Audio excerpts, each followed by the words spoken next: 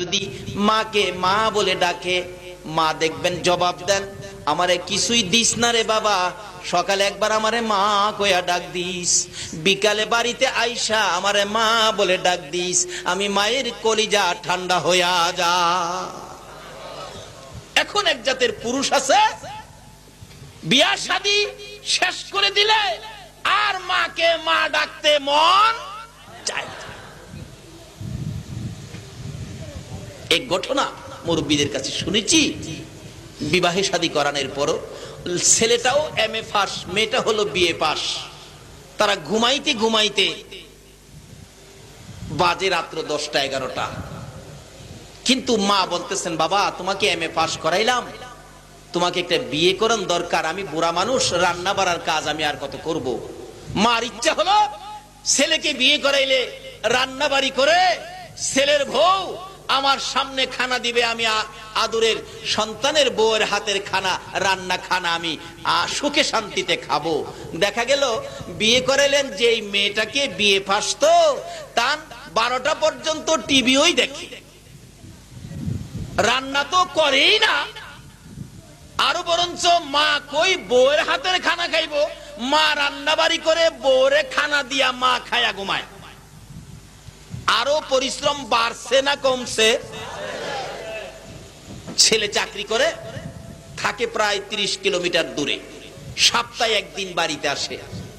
আসার পরে মা নালিশ দিলেন, বাবা আমার রান্না করতে হয়, বুড়া মানুষ, তুমি তোমার বিবি সাবরে কও না একটু রান্না বাড়া করতে, এই শীতের রাত্র আমি রান্না করতে করতে আমার ঠান্ডা ধরে ফেলছে। আচ্ছা আমি বলবো। স্বামী স্ত্রী ঘুমাইলেন এক রুমে, পাশের রুমে মা, বুড়া মানুষ তো ঠান্ডায় পড়ে গেছে, রাত্রে একটু কাশি দেয়, কাশি আইছে, ঠান্ডা হইলে কাশি ধরে না। বিবি সাহেবা বলতেছেন, তোমার মা খালি কাশে, এই ঘরে আমি থাকবো না। ওই যুবকটা বলেন, কও কি তুমি? মা তুমি রাত্রে কাশতে পারবা না। মা বলেন, বাবা আমি তো কাশি তো থামায় রাখতে পারি না, বুড়া মানুষ, রাত্রে কাজ করতে হয় শীতের মধ্যে, তোর বিবি সাপ তো কাজ করে না, আমি কি করবো রে বাবা। বলে, আমি নিষেধ দিলাম তুমি কাশতে পারবা না। আচ্ছা বলুন তো, কাশি কি নিষেধ দিয়া থামানো যায়? বুড়া মানুষ কাশতেছে, বিবি বলেন এই ঘরে আমি থাকবো না। স্বামী বলেন, তুমি যাইবা কই? প্রয়োজন পরে মারে বাইরে কিনে দিব। এই জাতীয় বাঙালি আছে কি না বাংলাদেশে?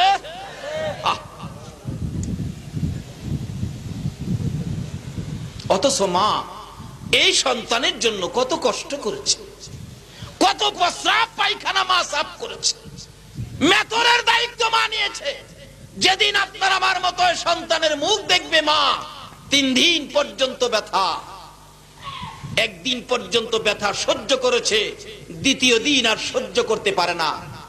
শাশুড়ির কাছে বলে দিয়েছে, শাশুড়ি আম্মা আমার সন্তান হবে, ব্যথা সইতে পারি না।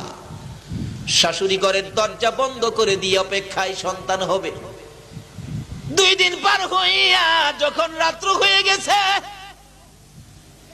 তোমার আমার মা ব্যথায় অস্থির হইয়া ডাকতেছে, মহিলারা রে ব্যথার সহ্য করতে পারি না, ঘরের মধ্যে যদি একটা দাও থাকে, দাওটা আমার হাতে দাও, গলাটা কাইটা আমি মৃত্যুবরণ করি।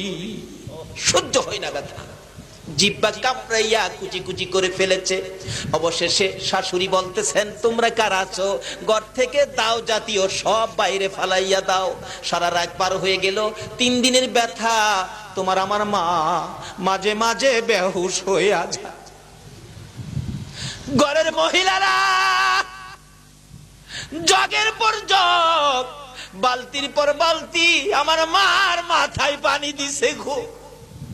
মাঝে মাঝে মা জ্ঞানটা যখন ফিরে আসতো, চিৎকার মেরে ডাক মারতো, মহিলারা রে আমার স্বামী কই গো, আমার স্বামীরে আমার পাশে আসতে বলো।